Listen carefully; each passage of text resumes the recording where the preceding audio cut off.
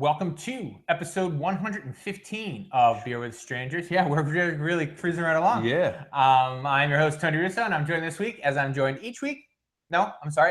occasionally by official pinch hitter, Shawn Hager. Hey guys, how's it going? All sorts of fun stuff to go over this week. The first thing, though, that I wanted to talk about was we had an event. Well, he had an event here, and I came and watched over the weekend. It was they do brew classes here, as we tell you every week.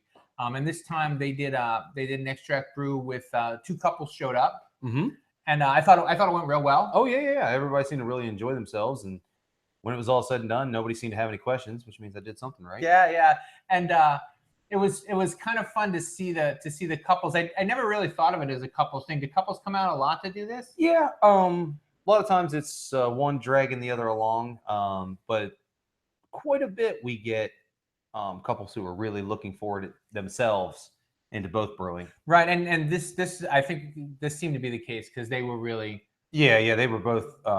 Actually, the one gentleman's wife, she had more questions than most people do, and that's what I prefer. Right. I want to make sure that I'm covering everything, but it's also nice to get some feedback of, hey, why are you doing that?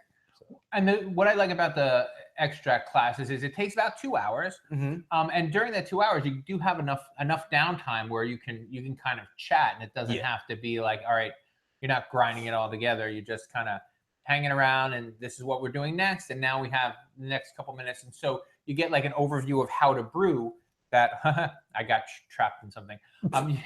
You get an overview of how to brew, and as well as like some of the background about what's going on with the whole brewing process. So that was very cool. They have another one Saturday. You have already 11 people. Yeah, Saturday's a little different because it's a wine class as opposed to the beer. And what I find really crazy is that the amount of people we got this time is it's impressive. I mean, a lot of times we get quite a few people in for beer class, but I think we're actually up to 10 for wine class. So that's really, really cool. And now, do you do that? Who does the wine class? Doug typically does the wine class. I'm not a wine drinker, so when people, I know how to do it, or I know how to make kits. When it comes to actually like making the wine, I'd rather have somebody who knows what they're doing. Right. And plus, if they go off book, you want somebody who can answer the questions. Very cool. And the other thing that I wanted to mention just before we get all the way started was I got a call this week. A friend of mine knew that somebody was working on a story about the history of brewing in Delaware, and so a newspaper reporter, Ryan Cormier from the News Journal, called me, and he put me in this story, and it was kind of cool just because usually I'm just always the one that's trying to like get stuff out there, and for someone to call and and say, hey, I want to get stuff out there about beer. That was a lot of fun. And, that's awesome. It's always flattering when people are like, hey, we care about your opinion. And they don't do it enough, which is why I need to be on 3 podcasts a week. Yeah. Well, the good thing is you can always be like, well, if you would like to know the history of Delaware's brewing, here's my book. They put it, not only did they put my book in there, but they put the podcast on here. So if you're joining us from the News Journal article, welcome. And hi, how you doing? For showing up. Yeah. But they gave us a nice little plug down at the bottom of the bottom of the story. So I thought that was super cool of them. So thank you, Ryan, for a great story. And it wasn't about me. I mean, it would have been better if it was about me. But I mean, it was about Iron Hill. And modest, right? It was about Iron Hill, and that's what took up the bulk of the story. I was surprised I got as much ink as I did. But I got a couple nice quotes in there, and story came out well. So nice, very cool for that. We like to start usually with homebrew stuff. We've kind of shaken things up since the last time you pinch hit. One of the first things that we're talking about this week is the idea of brewing with Thanksgiving leftovers. Yeah, I looked through this story, and other than the turkey, which that's a tough sell. If you haven't read the story, they recommend different, like, not necessarily the day after Thanksgiving because that's when you eat all the delicious leftovers. My personal favorite, but using some of the stuff that you may not get to in your beer, i.e., pumpkin pie, cranberry sauce, and turkey was one of them, and yams. Yeah. Which I think yams cannot make anything worse. Yams are amazing. The pumpkin pie idea, I kind of like that. And I mean, it's no surprise that I'm not the biggest pumpkin beer fan. And Apparently, my opinion is traveling because pumpkin beer sales are down. Yeah, low, yeah. which... And I think there's also kind of a saturation where you can't make enough pumpkin. There was too much pumpkin beer made, so instead of there being a demand because there wasn't enough pumpkin, Yeah, there was a glut, and people were like, I can't choose. I'll just pick something else. Right. But with the pumpkin pie and the mash, I think that would be kind of neat. And I do like the cranberry sauce idea. I can imagine that giving you a really, really cool color. And, yeah, well, I was thinking because we had the Beats Me that you guys made, Yeah. and that was the same thing. You got that nice red color out of it. So what's interesting to me about the turkey, about adding a turkey to your beer, I guess you would do it in the boil and not in the fermentation. Do you think that could be done? I hope so. Because I'm not. I mean, the way it's the red on here, it seemed like they were kind of putting it in fermentation, and no. that seems like a lot. But the thing about putting it in the boil is, I think of like, because we always make stock with our turkey. Mm-hmm. We make a lot of stock. We make, if we have a chicken for dinner, like I'm like in charge of policing the bones so that the kids don't actually accidentally throw them out. So we always have plenty of really good stock in the house, and the house always smells like Thanksgiving anytime we're making stock. So I wonder if a turkey stock beer where you just boil the bones and get that, you lose the flavor during the boil, right? You're not going to get the flavor's not going to stay.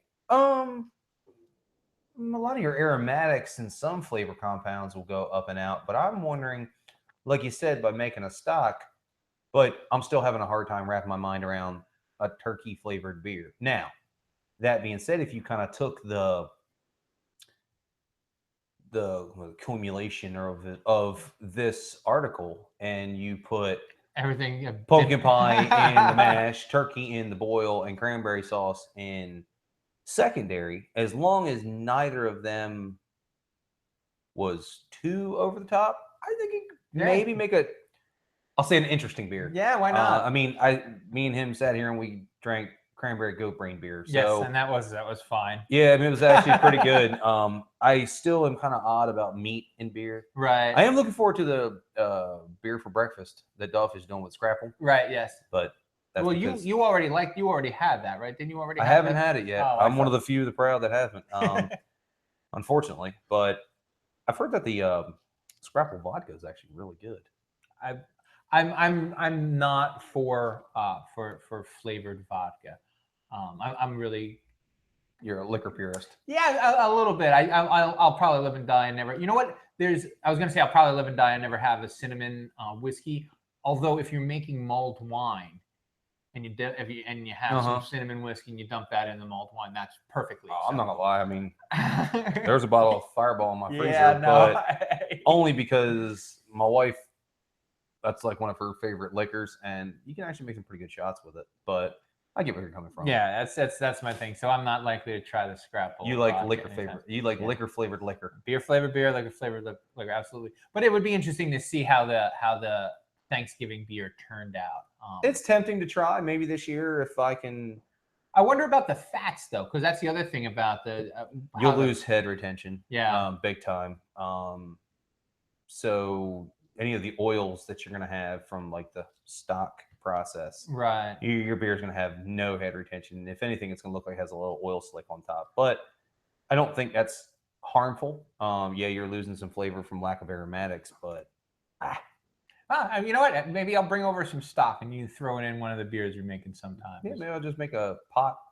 I'll just, like you said, just do everything I would do with the beer normally, but have chicken in the pot or turkey in the pot. Yeah. So see, I think they should have brought ham into the picture because that's the best part of Thanksgiving. Just saying.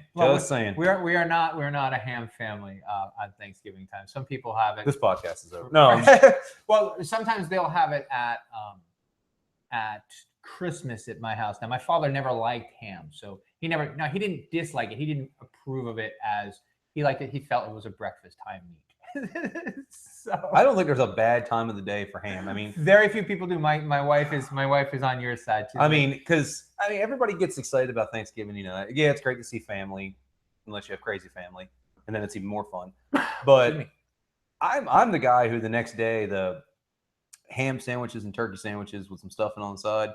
That's my go-to. I like to make a turkey sandwich with stuffing on it, and then with cranberry sauce, and then with a little bit of mayonnaise, right all on the sandwich. You should go to Capriati's. Is that what they make there? The Bobby. Their Bobby sub. They cook like 10 turkeys a day. Wow.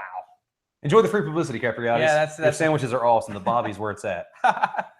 Very exciting. We're skipping our segment this week. We usually have a segment called Worth the Effort or Not Worth the Effort, where I find a DIY project and I ask Doug if it's worth doing or not.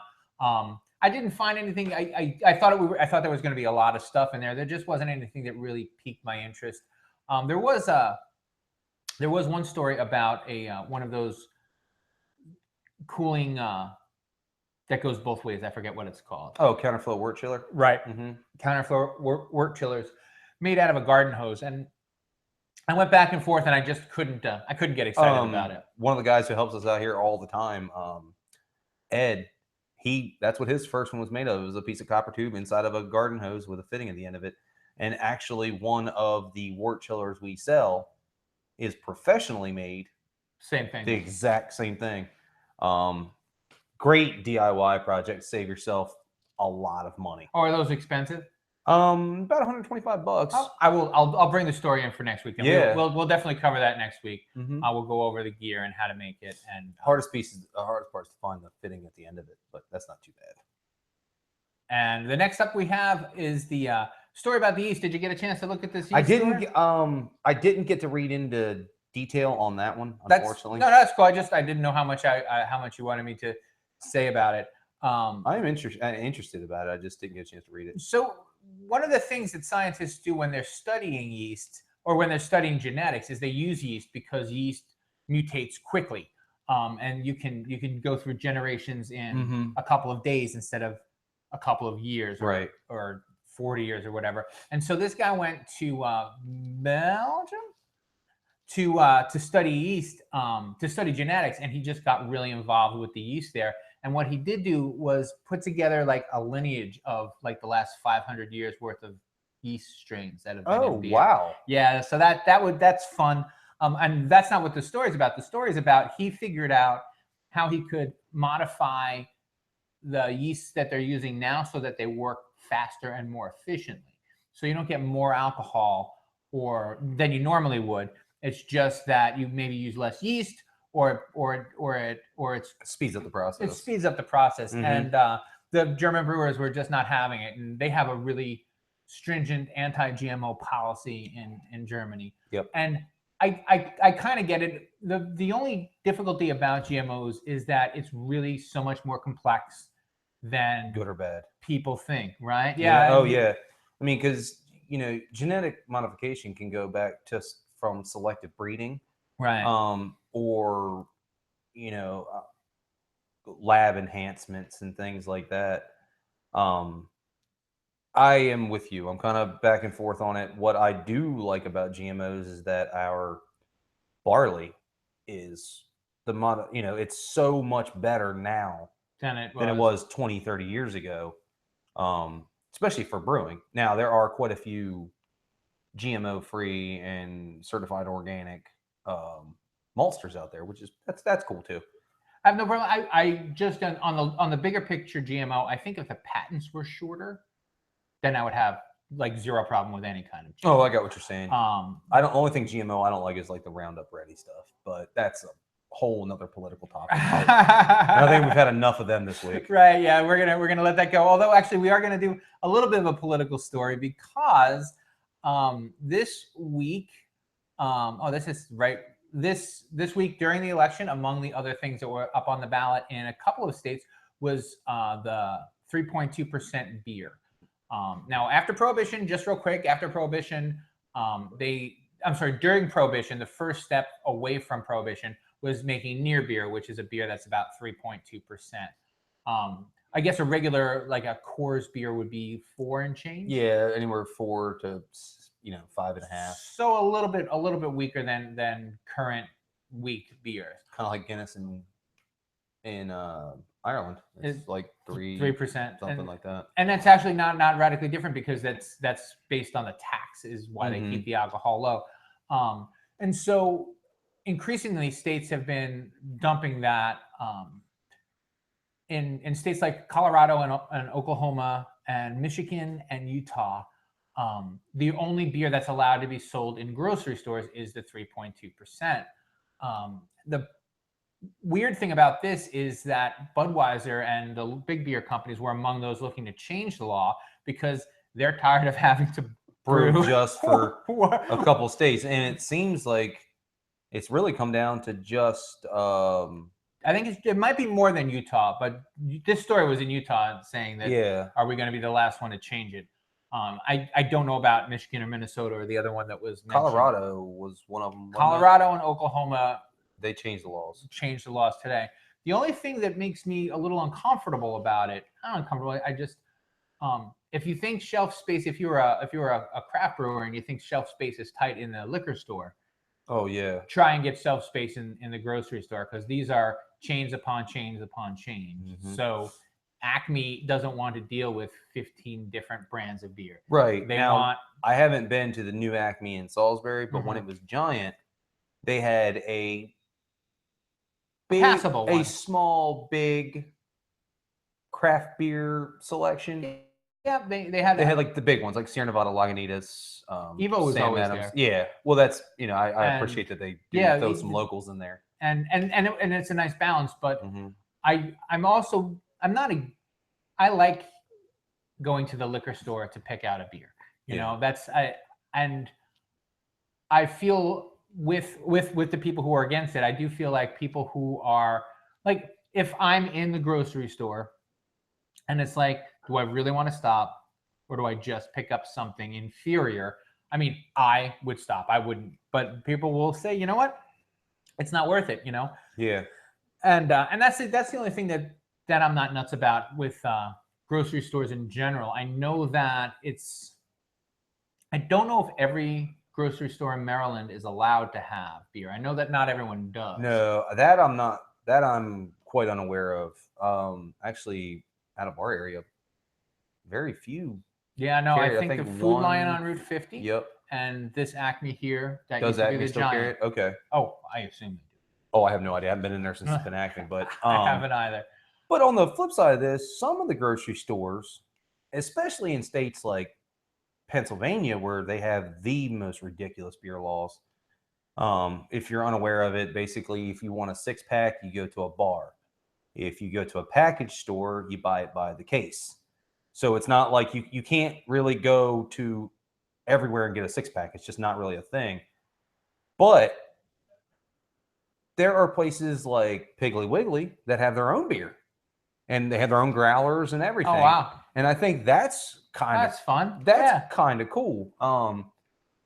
And I think with the craft beer thing moving on, I wouldn't mind seeing that at grocery store. Maybe not a growler fill station, but I would be perfectly happy with it. The other, I think the difference though is like Piggly Wiggly is a little bit more regional than. Oh, very much so. Yeah, it's a really regional place. So these are regional companies making national decisions, and that's it's more complex than we have time or really the interest to go into here. But it is cool to think about how, or important rather to think about how the Depression era laws, the Prohibition era laws are still, reaching well into the future. And I mean, this law is nearly 100 years old now, and there are still people who are, who are trying to deal with it. Now, I wonder how they did with the, because this past year everything was all about those session IPAs. Mm-hmm. Quite a few of them are coming in under maybe the 3.2. 3.2 seems low. Well, that's 3.2. Alcohol by weight. Alcohol ABW, which comes out to be about 4% ABV, which would put it, I guess, quite in the range of.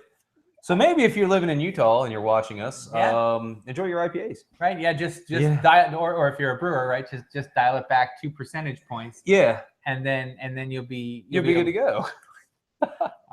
And so the next section that we want to talk about, there are 3 stories that kind of go together. One is about a distributor being sued for unfair business practices, and the other one is why Bud continues to buy craft breweries, and the third one is about the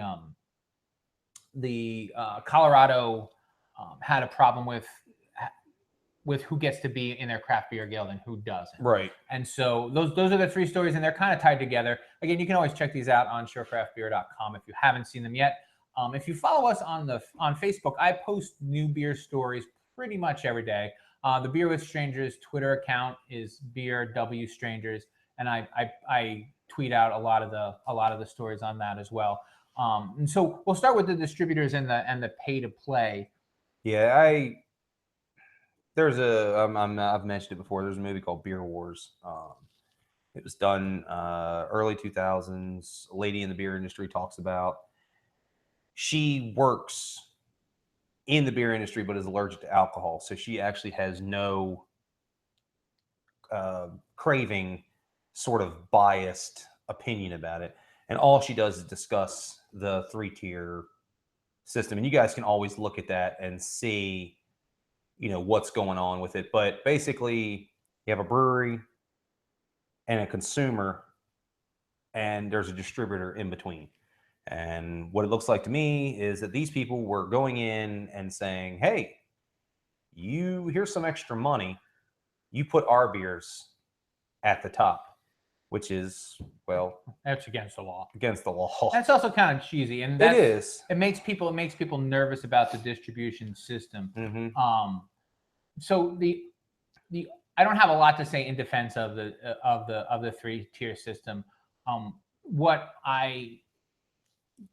The upsides of it are, if I were, let's say, a liquor store owner, I would not want to have to talk to 12 different local salespeople every day about which beers I was getting from whom. Right. So, and I would be very likely to get annoyed and say, you know what? I'm buying your beer, and your beer. I got a business to run. I don't want to dicker with you over. Right. So that is one nice thing about the distributor. You got one guy who walks into you and says, hey. Or maybe 5 guys, but not. Well, but 50. I'm saying one in particular has, right. I got 30 brands. Right.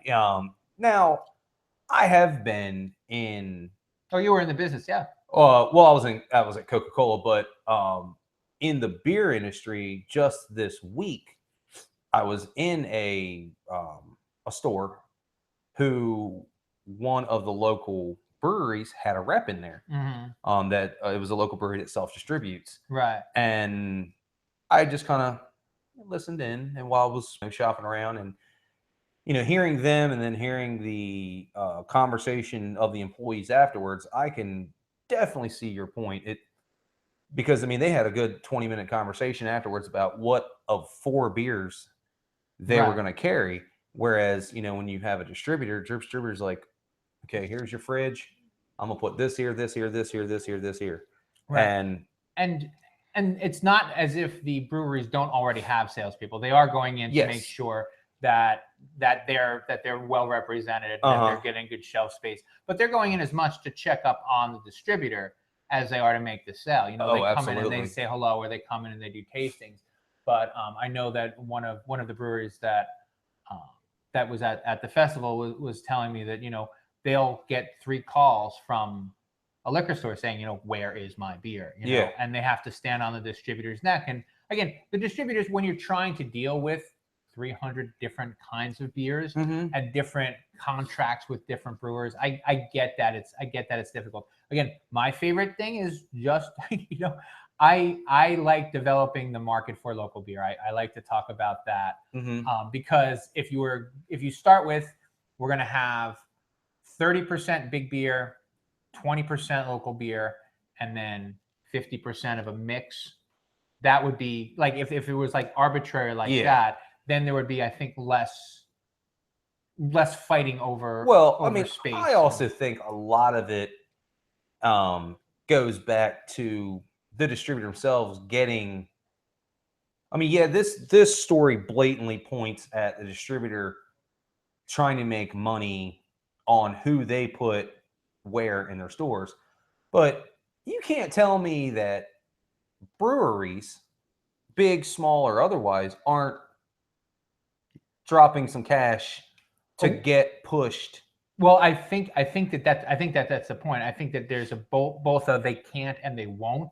I remember I was at a brewery, and Sam Calagione was there right when this story first broke, and he said, the Boston Globe or whatever called me, and he's like, are you guys paying for taps? And he said, you know what? I'll have to get back to you on that. He's like, I'm not paying for taps. And when I'm done with my phone calls, I better find out that no one else is paying for taps. Yeah. But because to get it from Delaware to Boston, you need 3 different distributors. And he's like, I got to talk to all those salespeople. And he did. And so he sent it down the chain, and they came back and they're like, no, because that's the thing. Like, one of the things about the craft beers is, it's going to sell itself by quality. So I don't think that there's a lot of tap purchases.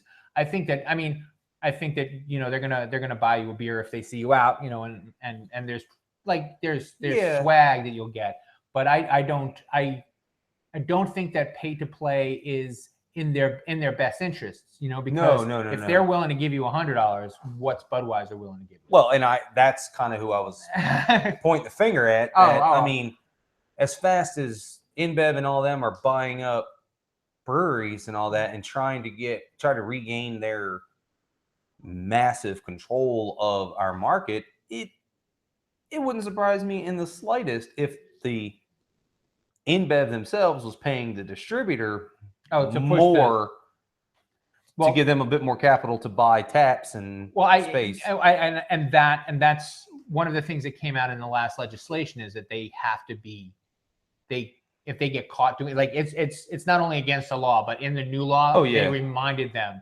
like, let us catch you doing this once, and we'll see how bad it gets. So this is a smaller distributor in Boston just suing a larger one for $1.7 million, and that's just in Boston. That's not even in Massachusetts. Yeah. So you mean you hit anybody in the pocket enough times, they're gonna be less likely to take any chances. I find it crazy that the system is this convoluted and complicated. Yeah.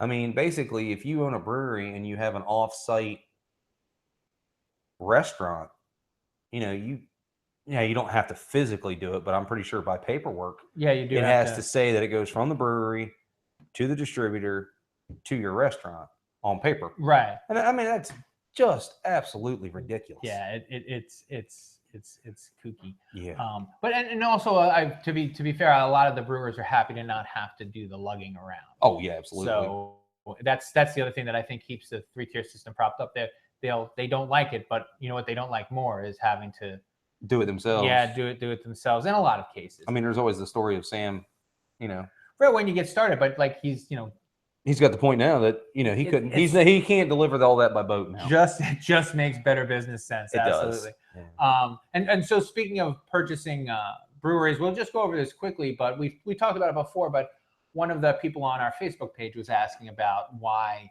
Budweiser keeps buying craft beers, and were they looking to grow these craft beers to be huge? And I can see that why people might think that. The answer is no. They're not doing anything with them at all except collecting them, because there are people like me that I will always choose a craft beer over a big beer. And so the harder they make it to find out where the beer is from, the more likely they are to sell beer. And they're buying very popular brands. Mm-hmm. And this one here, the most recent, was Carbach and Carbach. I don't know it, but it's in Houston.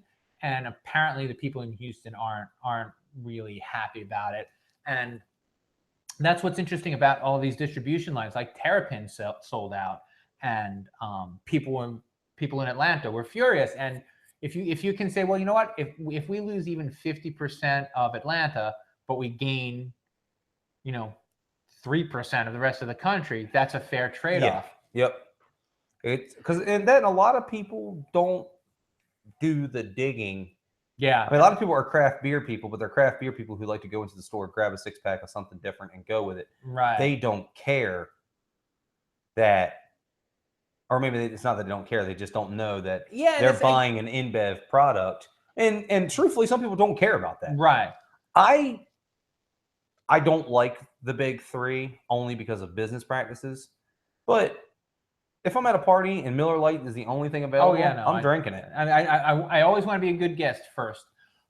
But the other thing is, it really is complicated because I'm the kind of jerk that will stand in an aisle. I'm like, oh, I'd like to try this beer, and I'm like, who owns it? And like trying to find who owns a brewery. Oh, it's near impossible. It's really difficult. It's really difficult. I mean, Wikipedia, believe it or not, is the most accurate because I guess there's someone like me with a stick up their butt over there because they'll go in and like now owned by Buddy. Well, I didn't know forever that Angry Orchard was Sam Adams, and I mean, I lived this beer life, and I was kind of just like, really? I was like, it makes sense now, but I didn't expect it. Yeah, well, and the Traveler beer is a Sam Adams. Oh, the Shandies? It's a combination between Sam Adams and another. Yeah. Wasn't that the one that all they made was Shandies? Yes. Was that? Yeah. I think they just make them in the summer or whatever. They weren't made here, and I was never there, so that's not. I'm looking forward, actually, though. I'll be up in New Jersey in another couple weeks. So I'm looking forward to trying some Jersey beers. I'm always really excited about that. Yeah, I got to go to Philly soon, and a buddy of mine lives in Lancaster, and he shows me all these tired hand growlers. I'm like, I really want their beer. It's so good.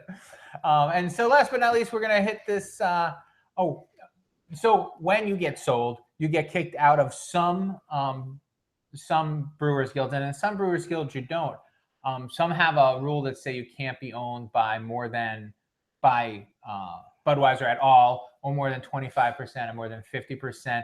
And it's a really kind of kooky problem that I know Maryland is dealing with it, and I know that Delaware deals with a little bit, because you want to have a good community, but you also don't want to get the community like spun away. Right.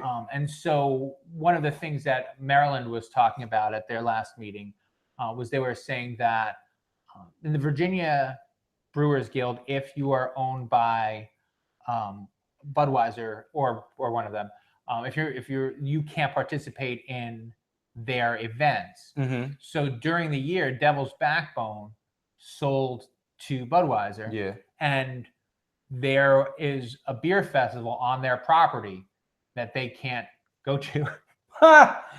And so it just looks weird. And the question, if you're a brewer, if you're in it, is do you want that? And it's not, it's an easier answer when it's Karbach out in Houston. But I mean, if Evo ended up selling to Budweiser, how weird would it be to have a Salisbury festival without Evo there, and I mean, I think you're going to have a very split crowd. You're going to have some people who are like, I love Evo, I don't give a damn who owns it. And you're also going to have you call it what you want, purist beer snob, right? Whatever guys who are going to be like, well, they sold out. We don't like big beer because big beer hurts us, et cetera, and won't drink it. But I like to take it on each brewery at how they went about it. Right. Ballast Point, for example, I still drink their beer all the time. From what I read into it, the people who bought them came in and said it's business as usual, just prepare for an expansion. I'm fine with that. Yeah, well, and that's the difference we've talked about on the show a bunch of times, is the difference between having an investment group and like literally being bought by Budweiser. Right. Because there are real differences. I mean, Dogfish, I think one of the next stories, actually one of the final stories we'll talk about real quick, is Dogfish is in cans now. They got a huge cash infusion, and now you can get 60-minute IPA in. And I can't imagine how much 60-minute IPA they're going to sell in a can. I mean, I can't imagine how much they're going to sell to me. Yeah. Oh yeah. Last night I picked up a 6-pack of it was hash browns from not Stillwater, Sweetwater. Also in Atlanta. Yeah. Which they use a hop hash. It's kind of neat. And I kind of thought to myself after the first one I drank, I was like, why do all IPAs out of a bottle taste the same to me? And I don't know if it's a real thing or if maybe it's a mental thing, but I definitely prefer cans. Yeah. I think that it gives the beer its real true taste. I feel like it tastes fresher. And again, if you told me that for a fact I was making it up in my head, I'd say, all right, I'm still going to drink it. Yeah, exactly. I'm still going to buy cans. All right, we're going to get ready to close it up here just real quick. You should definitely go to showcraftbeer.com and look at this week's show. The title of this week's show is called Let's Talk About #CraftBeer, because a lot of the things that we were talking about were trending things. But we have a recipe. This week's recipe is chili relleno, made with a sour beer and goat cheese filling. I'm good except for the goat cheese, but the rest of that, I would even try this. And I am not a goat cheese guy. It's probably going to be very good. My wife and I are probably delicious. going to make it soon. But we try to put a recipe up every week. The recipes, if you don't want to wait for us, the recipes almost always come from beerandbrewing.com, because they really do put up a recipe pretty much every week. And that's a great website, and we borrow a lot of their stories. I saw a neat one on there. It was a hop infused salt. Oh wow! You basically buy leaf hops, put them in your whatever kind of like just typical salt you like, shake them up, let them sit for a week or two, and it's really nice to use. Like I like to use coarse salt like over top of a fish. Right. Yeah. It really adds a cool, neat citrus character to it. Oh, that's very cool. Well, we'll get that one up the next chance we get. As a reminder, there is class this week here at Extreme Brewing in basics of winemaking, and then in 2 weeks, the weekend of the 18th, the day of the 19th, I believe it is Saturday the 19th, is the 3-year anniversary party for us. We've been at our Laurel location 3 years. We will have sales that will be available at our Millsboro location as well. For those that don't know, our Lewis location is no longer there. But you can get the sales at both stores, and we'll be having an all-grain demonstration that day. And also food, yes, and prizes, and all sorts of fun stuff. And I think we're even gonna chew up some chicha corn, and I'm gonna brew a chicha the week after. So if you want to come out and munch on some corn, so I can make a weird South American beer, come out. I'm juggling my calendar with in hopes of getting here, just so that, because I know that if I can spit in the beer, then I'll also be able to drink it, and that'll be fun. So that's it. Remember, follow us on social media. You can find me at my name backwards, OSSURYNOT, on all the social media. Extreme Brewing you can find at extremebrewing.com with an E or an X. It's extremebrewing.com. And you can find them on Facebook too with XTREMEBREWING. If you get that far, you're gonna get get Extreme Brewing. Facebook.com/Extreme Brewing, spelled with an X. Very cool. And until next week. Very well. And drink what you like and be happy. I was getting there. I know. Cheers. Cheers.